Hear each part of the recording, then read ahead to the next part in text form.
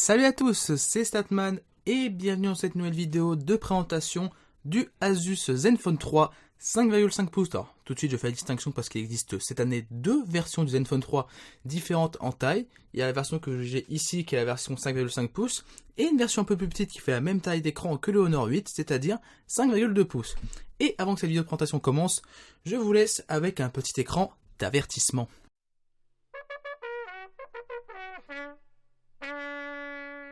Attention, cette vidéo n'est pas une vidéo de test du téléphone. Elle va traiter des points suivants. Un déballage de la boîte du téléphone et un premier aperçu des accessoires donnés avec. Un tour complet de l'extérieur du téléphone et de son design. Une présentation commentée de ses caractéristiques.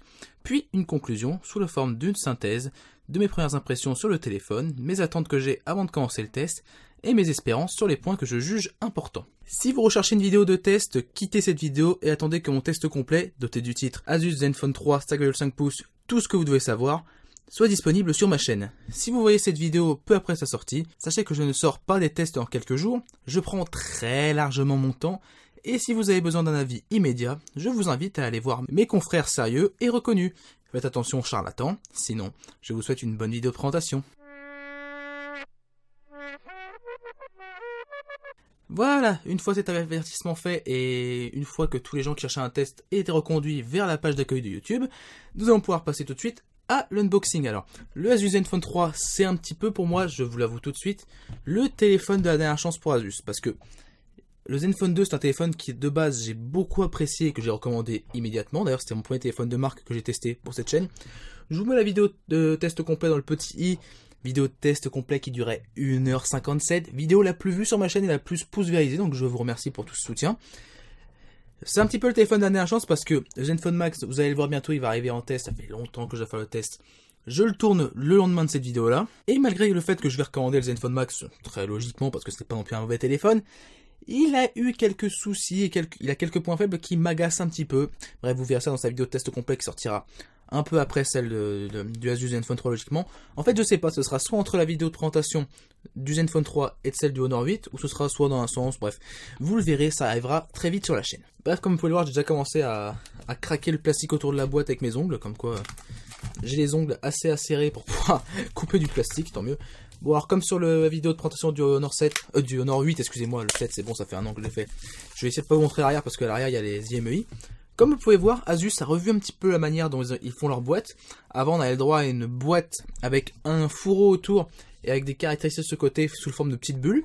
Là, on est sur une boîte bien plus sobre, bien plus élégante d'ailleurs, avec un noir pailleté et un logo en doré, comme sur la boîte du Honor, sauf que la boîte du Honor était blanche. À l'arrière, je vous passe les détails parce qu'il y a les IMEI. On voit qu'il y a marqué ZE552KL, donc c'est la référence du Asus Zenfone 3 5,5 pouces. Version Gold LTE avec un MSM 8953, donc ça c'est la version du processeur sur lequel je vais revenir juste après dans les caractéristiques. Il est 4G avec 4Go de RAM et 64Go de mémoire, ça j'en reparlerai après. Android Worldwide, donc c'est la version mondiale, c'est pas la version asiatique. 5,5 pouces, 8 mégapixels, 16 mégapixels avec un headset. Et est marqué bien sûr à pleine puissance, l'écoute prolongée du baladeur peut endommager l'oreille de l'utilisateur. Et comme vous pouvez voir ici, vous avez le logo du prochain film, Autant en emporte le vent. Bref, on va pas se tarder sur la boîte, on va tout de suite l'ouvrir. Elle s'ouvre de manière beaucoup plus classique que celle du Zenfone 2 d'ailleurs. Alors c'est une boîte qui ne se défait pas entièrement comme vous pouvez voir, c'est une boîte qui se soulève. Et on arrive sur le magnifique Zenfone 3, qu'en plus pour ajouter avec une petite touche de bling bling, j'ai commandé en couleur dorée. Parce que oui, j'avais un peu marre des couleurs noires et blanches. Bon, j'ai pris le bleu pour le Honor 8 et le doré pour le Zenfone 3. Et le train passe.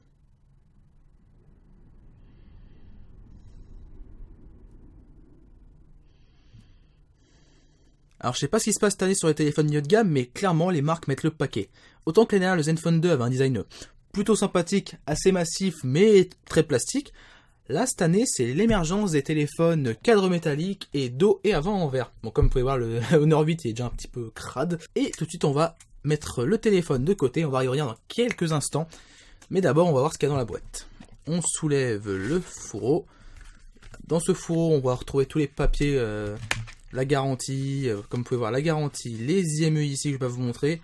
Un manuel d'utilisateur, donc je vais pas le sortir. Et ingénieusement placé dedans le petit outil d'extraction du tiroir carte SIM, carte micro SD. Ils l'ont placé ici sur le Asus Zenfone 3, ils l'avaient placé sur une petite feuille cartonnée chez Honor. C'est très bien placé là-dessus, j'ai pas de soucis. Dans la boîte, on a aussi une paire d'écouteurs très similaire à celle du Zenfone 2 et du Asus Zenfone Max première génération. Donc c'est des écouteurs qui fonctionnaient plutôt bien et je n'avais pas eu de reproche à leur faire. D'ailleurs sur le Zenfone Max, je les ai même pas testés, petit spoiler. Hein. On a le droit à un câble USB vers USB type C. L'épaisseur n'est pas dinguissime. On est j'allais dire à peine supérieur par rapport au câble du Xiaomi Mi 5, je suis même pas sûr. Un petit peu, non, le Xiaomi Mi 5 était désespérément peu épais. Le câble a l'air de qualité tout à fait moyenne. C'est pas là-dessus que Asus a cherché à mettre de l'argent. C'est vraiment un câble tout à fait classique. Et un chargeur qui est moins gros que celui du Asus Zenfone 2. Mais qu'y a-t-il marqué dessus en termes de spécifications? On va essayer de voir blanc avec gris. Je sais pas si la caméra ça va passer. Vous pouvez le voir normalement. Il y a marqué 5 volts, 5 volts 2 ampères. Est-ce qu'on aurait perdu la charge rapide entre deux? Alors la réponse selon les informations que j'ai trouvées, non. Normalement le Asus Zenfone 3 est compatible Qualcomm Quick Charge 3.0 parce que ça c'est les caractéristiques qui sont données directement sur le site de Qualcomm. Mais je pense qu'Asus a fait le même choix que pas mal de constructeurs, c'est-à-dire de laisser le téléphone compatible avec la Quick Charge 3.0, mais ne pas inclure le chargeur. Heureusement j'ai quelques chargeurs qui sont en rab avec les téléphones que j'ai eu avant. Je testerai la Quick Charge pendant le test et je vous dirai si elle fonctionne ou non lors de ma vidéo de test. Donc voilà, l'unboxing est déjà fini. J'ai essayé d'être efficace, c'est comme pour la vidéo du Honor 8. Je vais essayer qu'elle passe sous les 20 minutes, mais même si je suis pas convaincu que ça va arriver, on essaye d'être efficace. Et on sort le téléphone de son petit sachet plastique pour éviter qu'il se raye pendant le transport. Clairement, comme pour le Honor 8, c'est un grand waouh là, au premier abord. Le téléphone est magnifique, on a encore un très beau téléphone. Alors en plus là en version dorée c'est hyper bling bling, je pensais pas que ça allait le faire autant. J'ai presque honte de l'avoir pris en doré, mais bon. C'était soit doré, soit blanc je crois. Alors je me suis dit pour une fois être un petit peu excentrique, parce que la version bleue que je voulais à l'origine c'est la version bleu... Je sais plus comment ça s'appelle, je marquerai au moment du montage la nuance de bleu que je voulais prendre. Elle n'existe qu'en version 5,2 pouces. Et la version bleu clair, elle n'existe pas. En tout cas, elle n'est pas sortie, on dirait, sur le marché européen. Donc, j'ai pris la couleur bling bling parce que, voilà, je voulais un petit peu changer. Et même le capteur photo est couleur dorée. Alors, autant que pour le Honor 8, j'étais dans le mode waouh, là je suis en mode lol, là je le dis. Hein. J'ai retiré l'étiquette où il y avait les IMEI, donc ce qui fait une superbe trace en bas de l'appareil, je la nettoierai après la vidéo. On va commenter un petit peu le design rapidement. Alors, à l'avant, nous avons un écran 5,5 pouces Full HD 1080p, donc là-dessus, on n'évolue pas par rapport au Asus Zenfone 2. Au-dessus du téléphone, nous avons un écouteur pour les appels, un capteur de luminosité et de proximité, une caméra 8 mégapixels pour les selfies, on reviendra après par rapport aux ouvertures. Les boutons habituels de chez Asus qui sont toujours les mêmes d'ailleurs, boutons Home, Retour et Multitâche.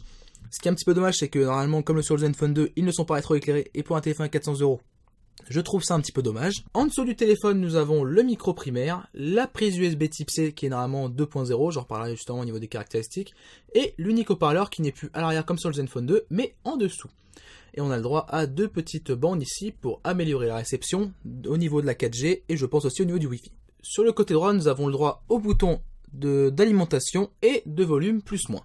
Sur le haut, nous avons deux autres bandes pour l'amélioration des réceptions des signaux, le micro secondaire pour l'annulation des bruits ambiants et la fameuse et sacro-sainte prise jack 3,5 mm. D'ailleurs, chose intéressante, ici là, elle est sur le Zenfone 3, elle est en haut, alors que sur le Honor 8, j'y ai pensé après la vidéo, la prise jack est en bas, et ça va pas mal m'embêter au moment du test, parce que je commence le test du Honor 8 demain. C'est-à-dire, pour recadrer tout ça, le 2 décembre. À gauche, nous avons uniquement le droit au tiroir carte SIM, carte micro SD. Et enfin, à l'arrière, là où c'est le plus beau, le plus clinquant, le plus joli, on fait un petit dézoom. Nous avons le droit à la caméra 16 mégapixels, le Sony dont je vais revenir dessus juste après. Un flash double ton avec, on dirait, une sorte de plastique devant un peu opaque, donc on verra ce que ça donne au niveau des photos lors de la vidéo de test. Un autofocus laser pour pouvoir améliorer justement les prises de photos de près. chose qui fonctionne d'ailleurs très bien sur le Zenfone Max. J'espère qu'ils ont renouvelé l'exploit sur le Zenfone 3. Et enfin, ici, ce n'est plus un bouton de volume, parce que sur le Zenfone 2, bon, je vais vous le ramener, mais je l'ai rangé comme un abruti avant de faire cette vidéo de présentation, donc c'est pas grave. Ce n'est plus un bouton de volume, mais un capteur empreinte digitale. Alors, la forme est un peu bizarre par rapport à d'habitude. Pour placer un pouce, d'ailleurs, ça va être assez bizarre, parce que, bon, normalement, c'est pas le pouce qu'on place, non, c'est l'index, donc ça passe plutôt bien. Mais si vous voulez placer un pouce là-dessus, c'est un peu compliqué. J'espère quand même qu'il sera bon, et lui aussi, comme l'appareil photo est doré, vraiment ça ajoute au côté bling bling du téléphone. En plus là, pour une fois en caméra, ça passe très bien, donc je suis très heureux. Et enfin en bas, nous avons le logo Asus qui se retrouve en bas et qui est plutôt discret sur cette version Gold. Et chose excellente sur ce téléphone, je le précise parce que notamment des marques comme Wiko ou comme Honor ne l'ont pas fait, Asus a enfin décidé de retirer le logo Asus sur l'avant de ses appareils. Je sais que sur les Wiko c'est hyper voyant, sur les Honor c'est en bas donc ça passe plutôt bien. Ils ont fait enfin le choix, je pense, pour réduire un petit peu la hauteur du téléphone, de défaire le logo.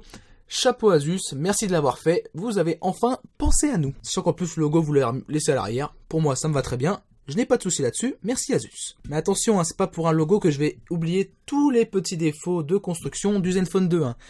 Je vais en reparler, c'est vraiment l'endroit où je vais être le plus exigeant sur ce téléphone. Passons maintenant à la partie caractéristique du téléphone. Donc, les dimensions du Asus Zenfone 3 5,5 pouces sont de 15,2 cm de hauteur, 7,7 cm de largeur et 7,7 cm d'épaisseur. Donc si on compare par exemple à côté au Honor 8, on a une épaisseur qui est vraiment très similaire. Je vais essayer de mettre un zoom dessus.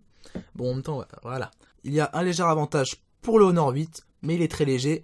Et vraiment, les deux téléphones, je trouve, se prennent bien en main au premier abord. Bon, je vais un petit peu dézoomer pour qu'on puisse y voir. Les deux téléphones se prennent vraiment bien en main en premier abord, et comme vous pouvez voir, ils se ressemblent pas mal quand même dans le fond. Hein. Bon, le Honor a un écran plus petit, et à l'origine, je précise que je voulais acheter le Asus Zenfone 3 5,2 pouces pour pouvoir avoir une comparaison qui soit vraiment très égale. Malheureusement, le jour du Black Friday, la version 5,2 pouces n'était pas en promotion. Donc j'ai foncé sur la version 5,5 pouces. Voilà, vous avez le droit à mon 157e vlog. Si vous avez aimé, n'hésitez pas à vous abonner. Et à bientôt pour une prochaine vidéo. Allez, salut!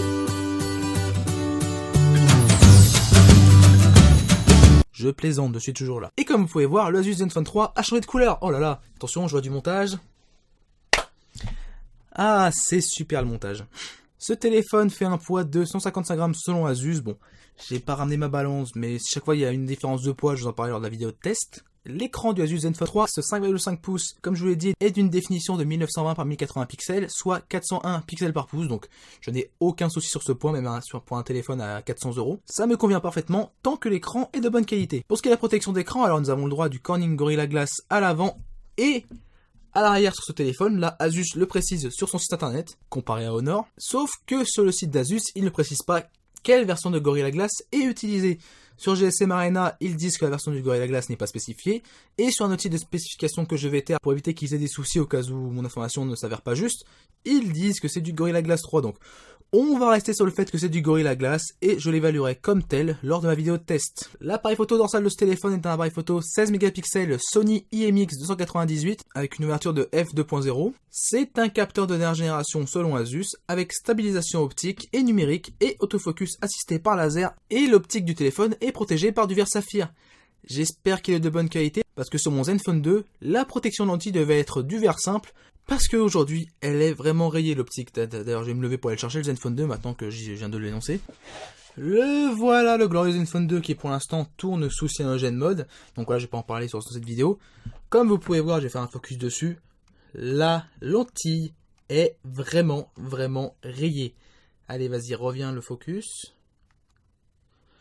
Je sais pas si ça se voit bien en vidéo là, mais la lentille est vraiment bien rayée. Et j'espère que je n'aurai pas la même mauvaise surprise sur le Asus Zenfone 3. Et comme vous pouvez voir ici, le fameux bouton volume dont je vous parlais tout à l'heure. L'appareil photo frontal de ce téléphone est un appareil photo 8 mégapixels à ouverture 2.0. Et on n'a pas plus d'informations sur le site d'Asus.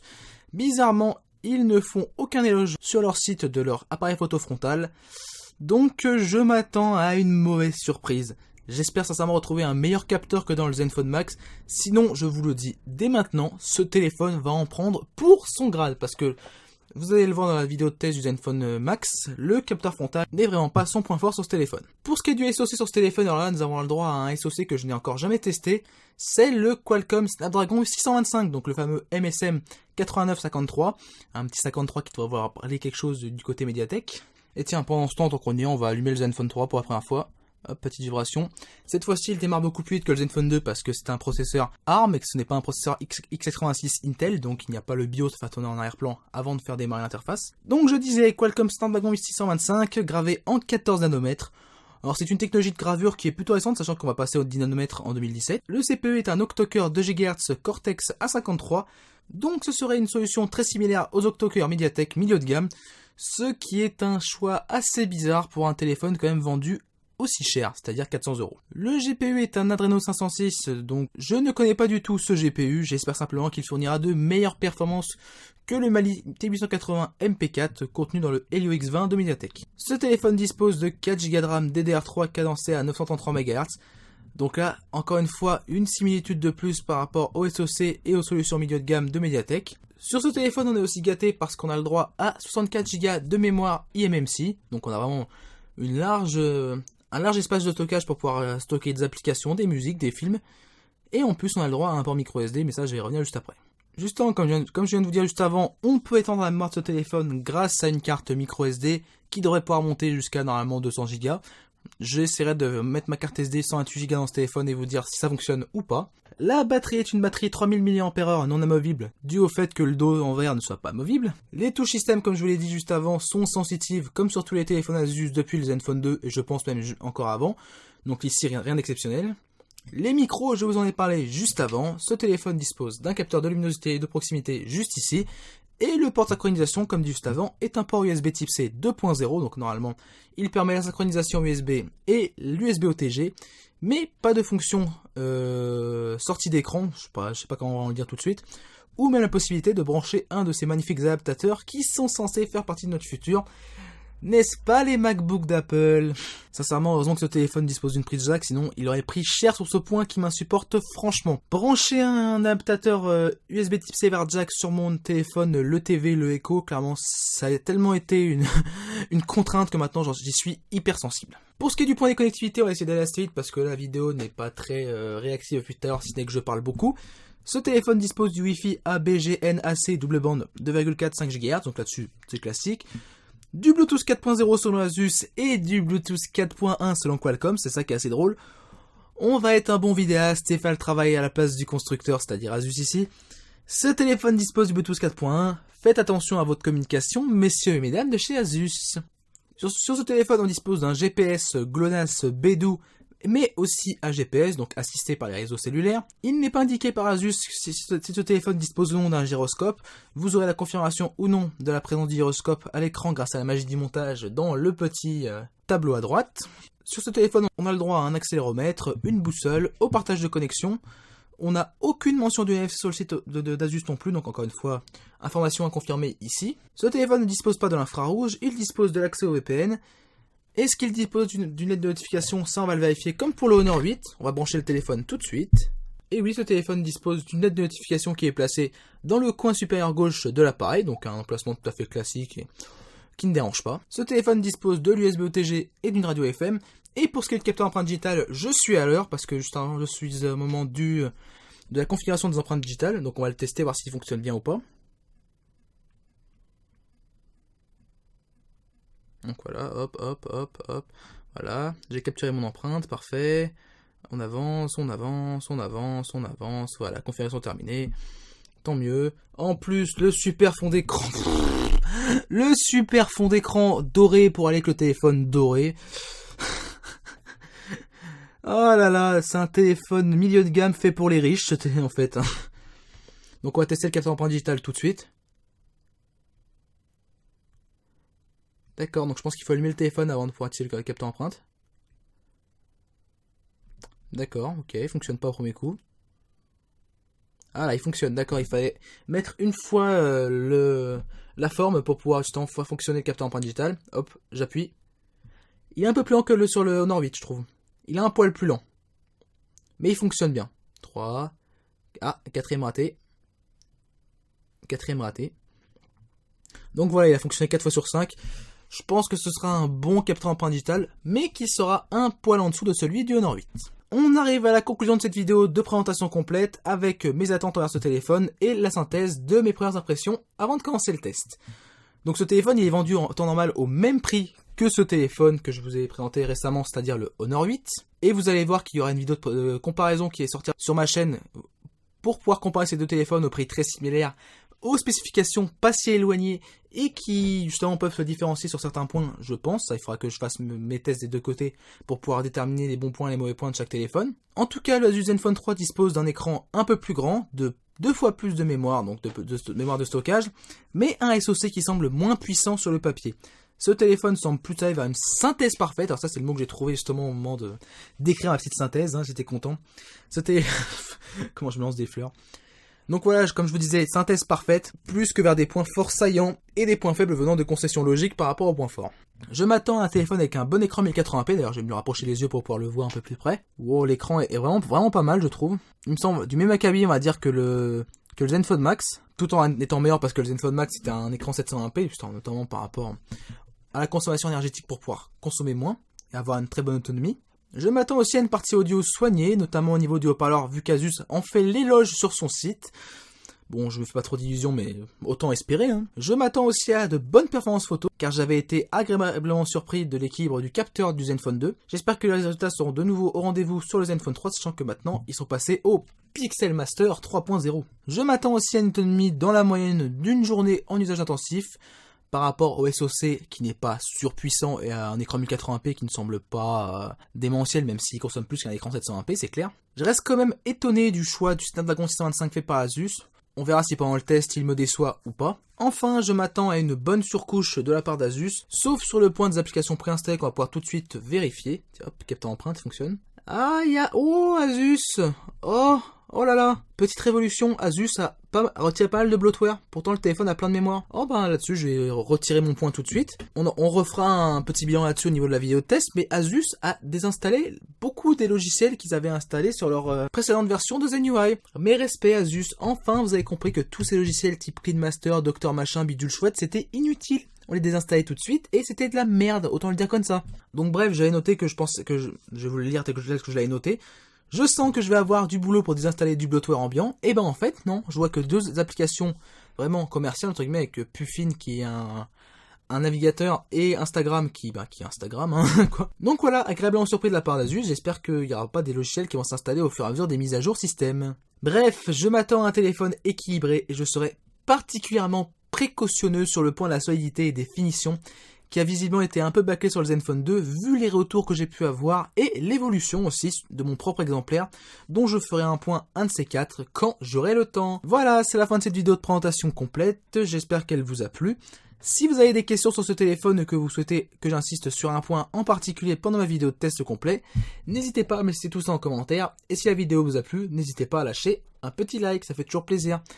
Sur ce, je vous dis à très bientôt pour de futures vidéos. Allez, salut!